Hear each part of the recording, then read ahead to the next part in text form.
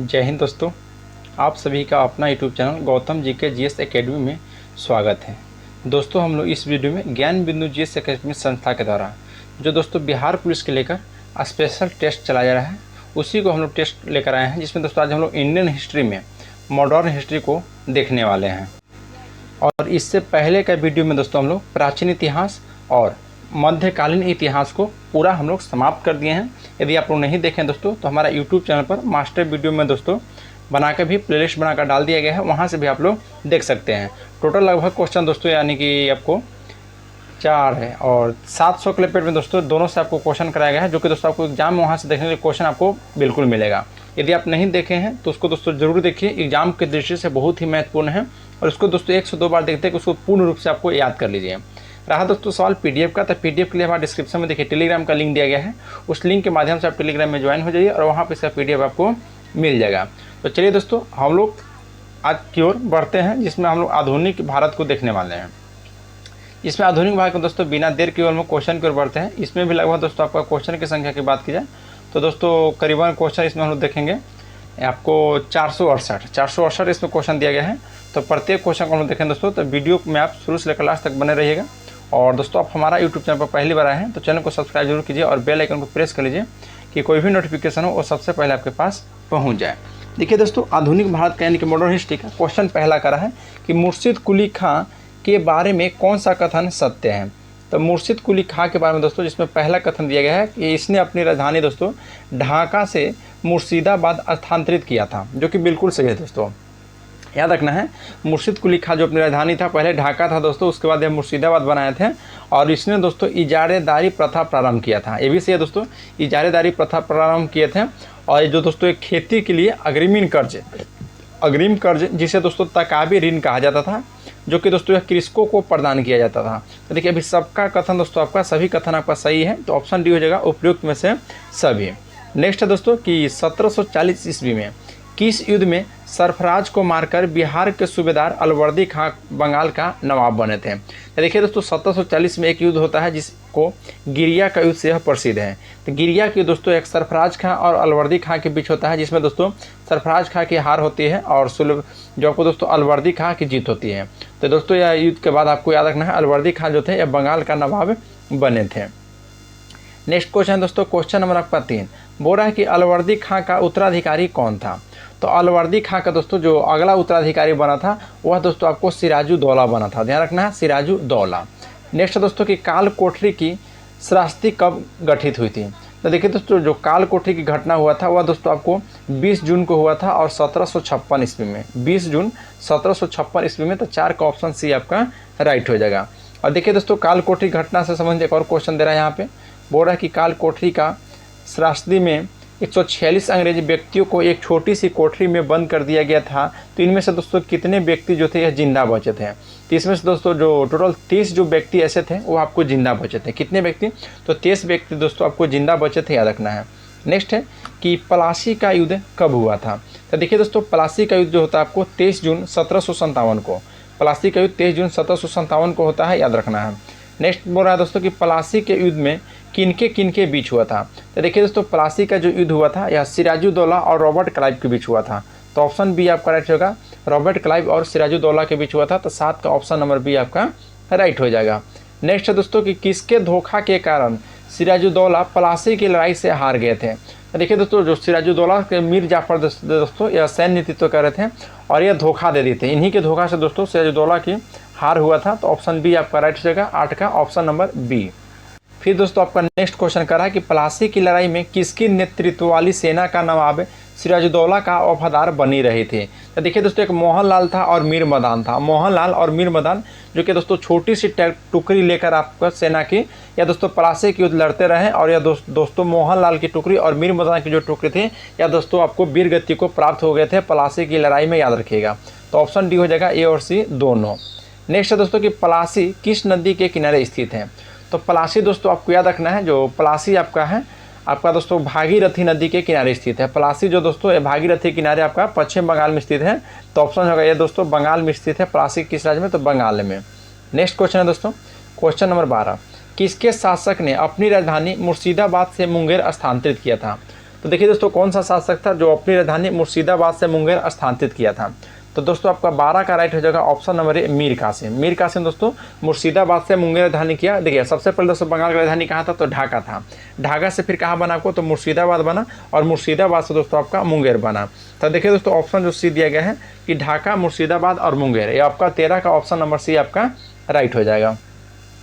Next question दोस्तों question number 14 बोल रहा दोस्तों कि बक्सर की लड़ाई में संबंधित कथन दिए गए हैं, जिसमें पहला कथन दिया गया कि बक्सर की लड़ाई दोस्तों 1764 में हुई, जो कि बिल्कुल सही है। और इस युद्ध में दोस्तों अंग्रेज एवं मीर कासिम जो कि अवध के नवाब शुजाउद्दौला के बीच हुआ था और मुगल सम्राट शाह आलम द्वितीय के बीच लड़ गई थी। इसमें दोस्तों 3 सेना था। देखिए शाह आलम द्वितीय था दोस्तों जो कि मुगल सम्राट था शाह आलम द्वितीय, अवध का नवाब दोस्तों मीर कासिम था, और दोस्तों देखिए एक और था सेना इसमें दोस्तों शुजाउद्दौला थे जो कि दोस्तों अवध के नवाब थे। ये सभी लड़े थे दोस्तों, तो ये भी आपका सही है। और इस युद्ध में दोस्तों अंग्रेज से सेनापति हेक्टर मुनरो था, ये भी बात सही है। अंग्रेज की सेनापति दोस्तों हेक्टर मुनरो था और इस युद्ध में दोस्तों अंग्रेज का विजय हुआ था।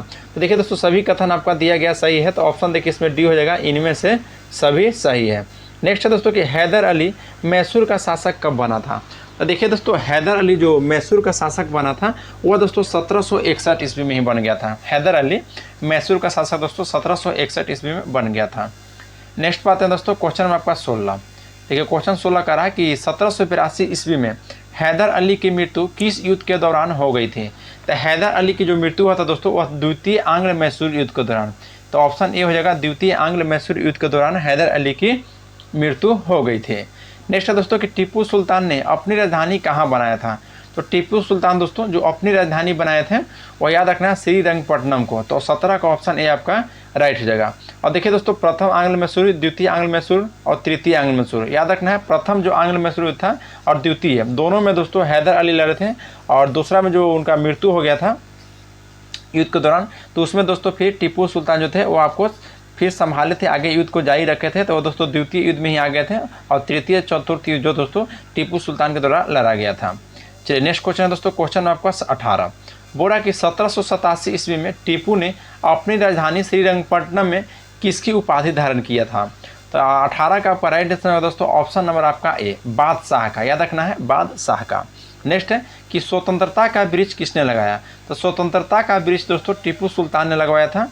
और जैकोबियन क्लब का सदस्य कौन था। तो देखिए दोस्तों टीपू जो सुल्तान थे ये जैकोबियन क्लब के सदस्य थे। तो 20 का दोस्तों ऑप्शन ए आपका राइट होगा, टीपू सुल्तान।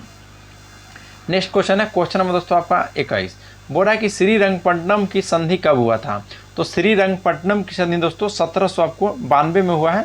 तो ऑप्शन नंबर सी हो जाएगा। यह दोस्तों तृतीय आंग्ल मैसूर युद्ध की समाप्ति श्रीरंगपट्टनम की संधि के तहत ही हुआ था। नेक्स्ट है कि वांडीवास का युद्ध अंग्रेज और फ्रांसीसी के बीच कब लड़ा गया है। तो वांडीवास का युद्ध दोस्तों वर्ष 1760 ईस्वी में अंग्रेज और फ्रांस के बीच में लड़ा गया था। इसी युद्ध के बाद दोस्तों आपको फ्रांसीसी का पतन माना जाता है।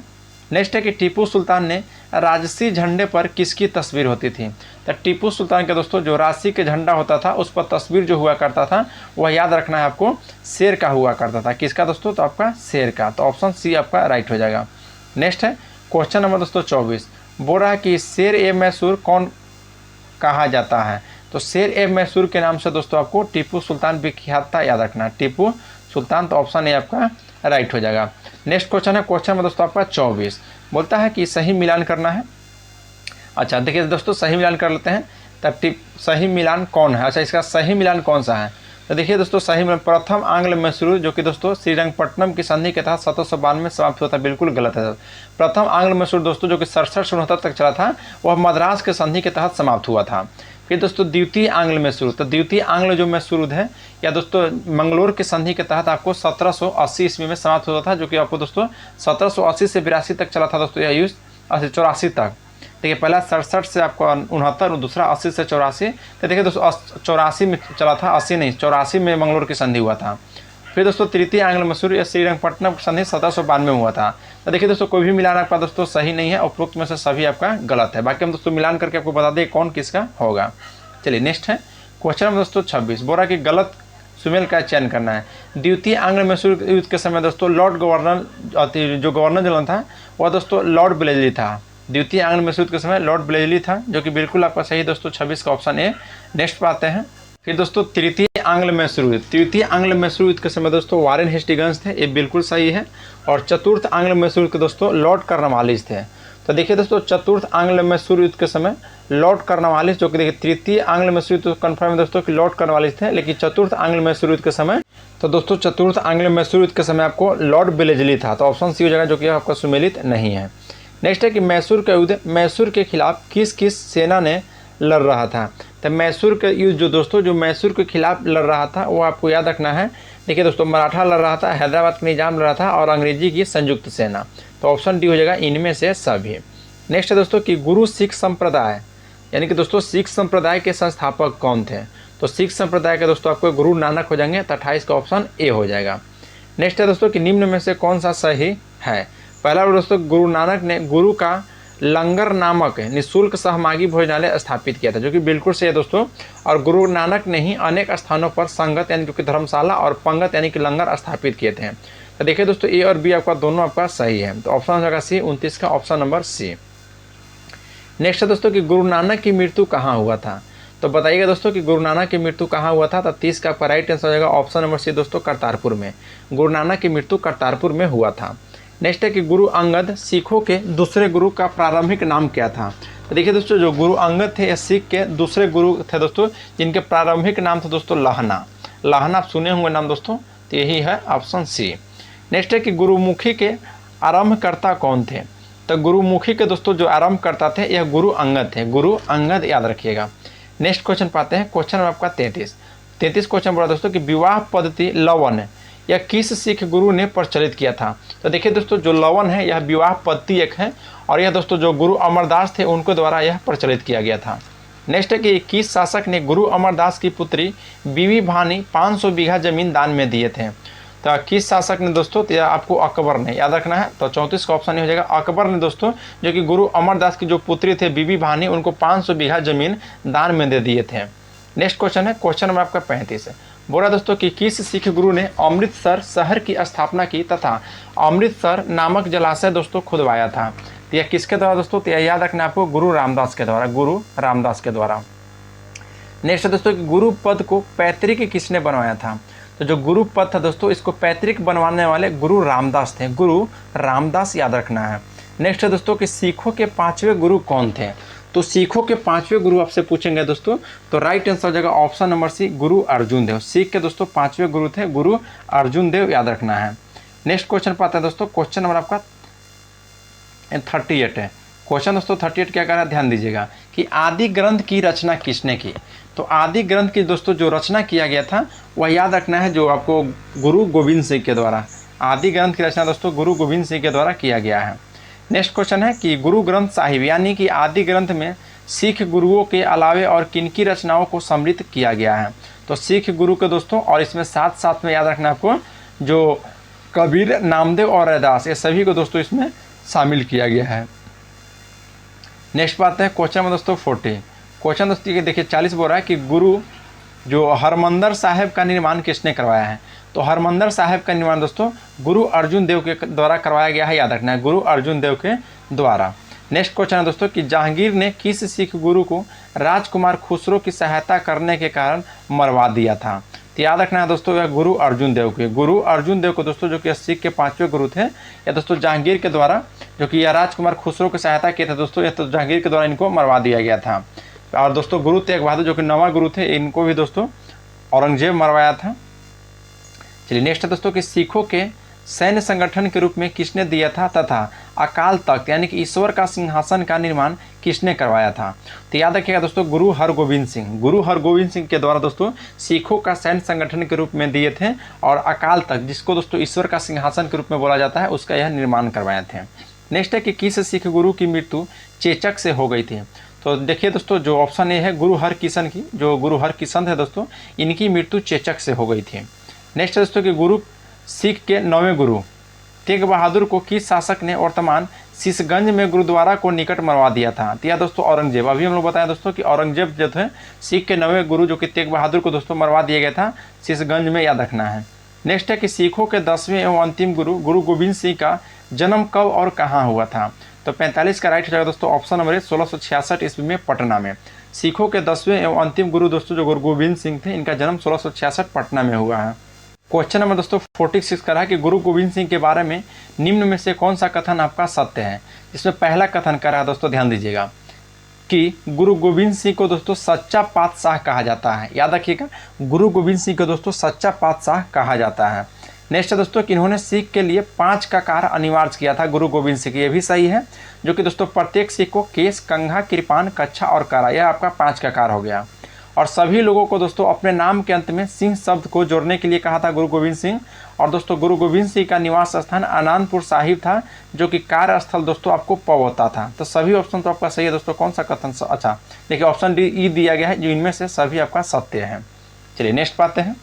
क्वेश्चन नंबर दोस्तों 47 का रहा है कि गुरु गोविंद सिंह किस भाषा में जफरानामा लिखे थे।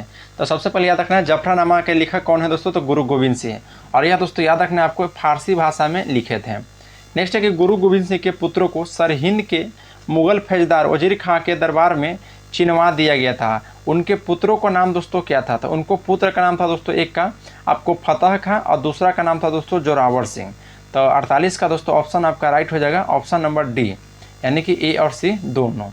नेक्स्ट है क्वेश्चन नंबर दोस्तों 49, गुरु गोविंद सिंह के बारे में दिए गए कार्य निम्नलिखित है।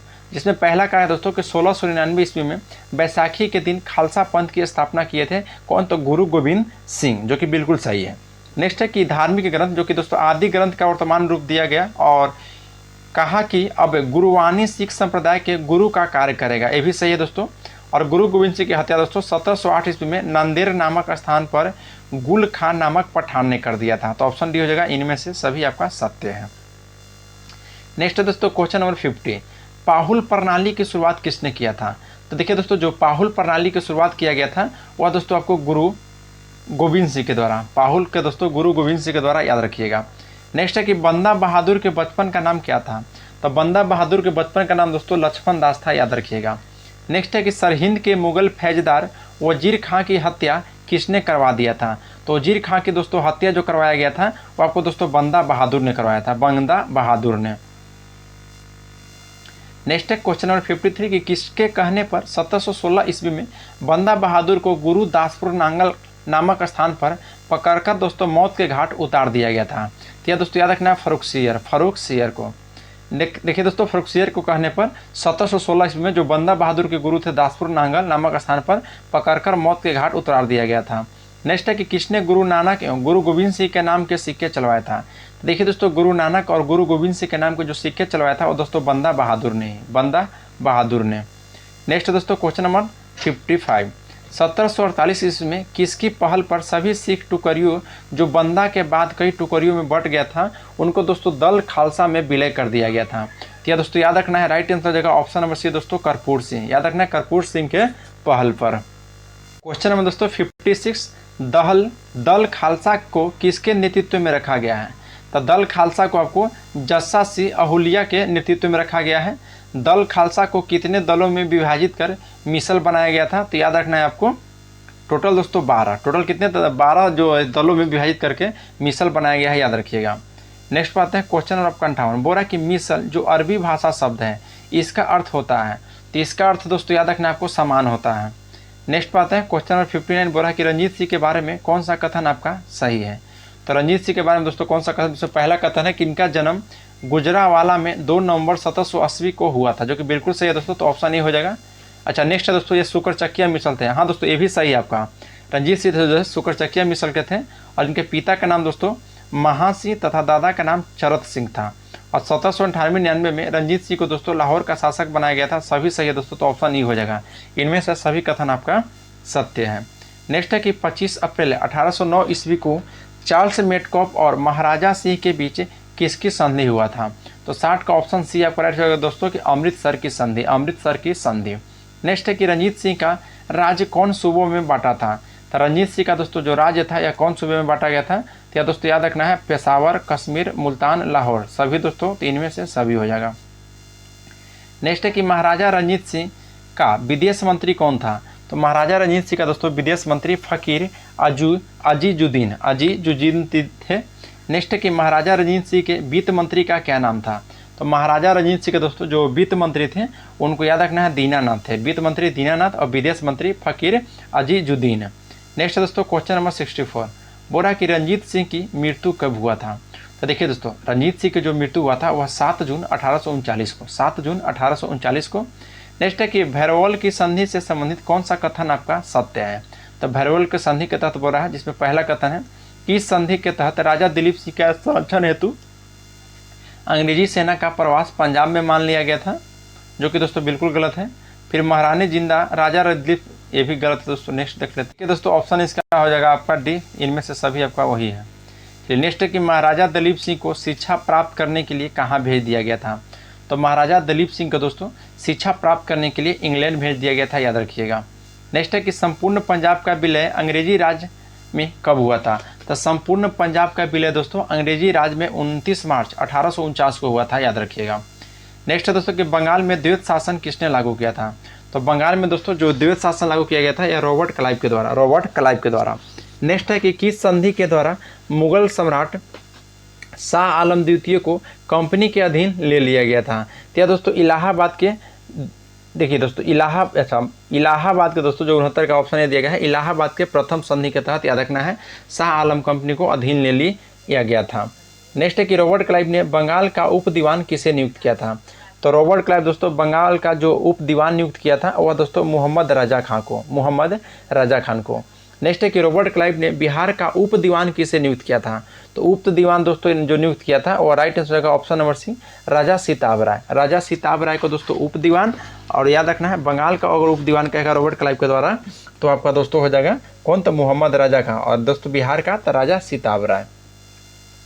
नेक्स्ट है कि भारत में कंपनी के अधीन प्रथम गवर्नर जनरल कौन थे। तो भारत में दोस्तों कंपनी के अधीन अगर प्रथम गवर्नर जनरल पूछेगा तो वारेन हेस्टिंग्स हो जाएंगे, याद रखिएगा। नेक्स्ट है कि रेगुलेटिंग एक्ट कब पारित हुआ था दोस्तों, तो 1773 में। और वारेन हेस्टिंग्स का कार्यकाल क्या है।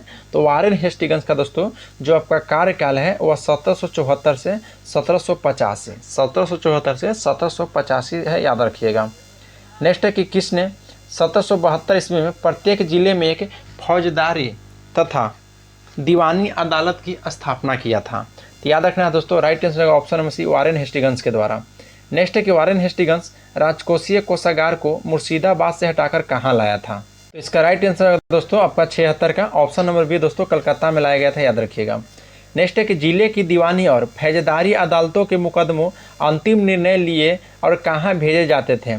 तो अंतिम निर्णय के लिए दोस्तों ये कहाँ भेजे जाते थे, तो याद रखिएगा दोस्तों आपको सदर दीवानी अदालत में। जो जिले की दीवानी और फौजदारी अदालत का अगर मुकदमा का दोस्तों अंतिम निर्णय के लिए आपको सदर दीवानी अदालत में भेजे जाते थे। नेक्स्ट है बोल रहा दोस्तों कि सदर फौजदारी अदालत में किनकी सहायता में न्याय किया जाता था।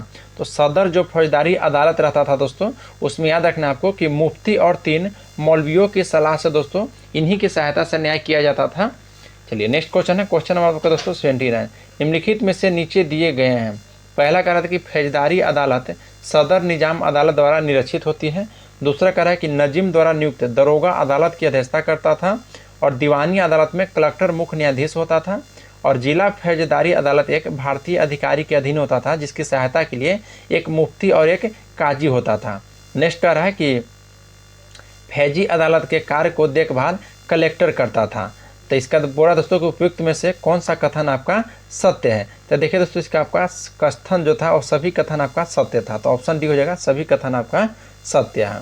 नेक्स्ट है दोस्तों कि किस मुकदमों में सिर्फ मुस्लिम कानून लागू किया जा सकता था। तो देखिए दोस्तों जो फौजदारी था मुकदमा इसमें दोस्तों सिर्फ मुस्लिम कानून लागू किया जाता था, याद रखना सिर्फ मुस्लिम कानून।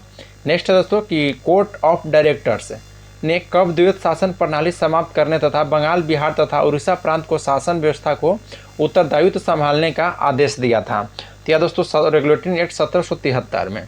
तो 81 का ऑप्शन आपका ये हो जाएगा दोस्तों, 1772 में दोस्तों याद रखना है, या कोर्ट ऑफ जो डायरेक्टर्स ने द्वैत शासन प्रणाली समाप्त करने का तथा बंगाल, बिहार, उड़ीसा प्रांत के शासन व्यवस्था को उत्तरदायित्व संभालने का आदेश दिया था दोस्तों 1772 ईस्वी में। नेक्स्ट है दोस्तों कि बंगाल में द्वैत शासन कब लागू हुआ था। तो देखिए दोस्तों बंगाल में द्वैत शासन आपको 1765 ईस्वी में लागू हुआ था। नेक्स्ट है कि भारत में द्वैत शासन के जनक कौन जाने जाते हैं। तो भारत में दोस्तों द्वैत शासन के जनक के रूप में आपको सर लियोनेस कार्टिस जाने जाते हैं। सर लियोनेल कार्टिस याद रखना है भारत में द्वैत शासन के जनक है। नेक्स्ट है कि 1781 ईस्वी में कलकत्ता में मुस्लिम शिक्षा के विकास के लिए किस प्रथम मदरसा स्थापित किया था? किसने प्रथम मदरसा स्थापित किया था? तो यह दोस्तों याद रखना आपको वारेन हेस्टिंग्स के द्वारा, वारेन हेस्टिंग्स के द्वारा। तो ऑप्शन ए आपका राइट हो जाएगा। नेक्स्ट है कि 1782 ईस्वी में किसके शासनकाल में जोनाथन डंकन बनारस में दोस्तों संस्कृत विद्यालय की स्थापना किया था? तो 1782 में दोस्तों कौन था? तो 85 का ऑप्शन सी हो जाएगा दोस्तों, वारेन हेस्टिंग्स था, याद रखिएगा वारेन हेस्टिंग्स। तो ऑप्शन सी आपका राइट हो जाएगा। नेक्स्ट है दोस्तों कि गीता को अंग्रेजी अनुवादकर्ता विलियम विल्किंस को किसने आश्रय प्रदान किया था? तो दोस्तों याद रखना आपको वारेन हेस्टिंग्स ने। और यह गीता को दोस्तों अंग्रेजी में अनुवाद किए थे कौन? तो विलियम विल्किंस ने, याद रखिएगा। नेक्स्ट क्वेश्चन है क्वेश्चन नंबर दोस्तों 87। बोला कि 1784 ईस्वी में the Asiatic Society of Bengal की स्थापना किसने किया है? तो द सोसाइटिक एशियाटिक का दोस्तों याद रखना है वारेन हेस्टिंग्स। तो 87 का ऑप्शन आपका राइट होगा, वारेन हेस्टिंग्स। नेक्स्ट है कि 1780 ईस्वी में भारत का पहला समाचार पत्र द बंगाल गजट का प्रकाशन किसने किया था दोस्तों? तो इसको दोस्तों James Hickey, James August Hickey. तो 88 का ऑप्शन ए आपका राइट हो जाएगा।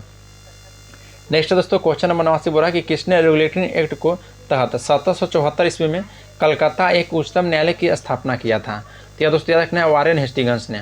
देखिए किसने रेगुलेटरी एक्ट के तहत 1774 ईस्वी में कलकत्ता में एक उच्चतम न्यायालय की स्थापना किया था दोस्तों? तो वारेन हेस्टिंग्स के तहत दोस्तों।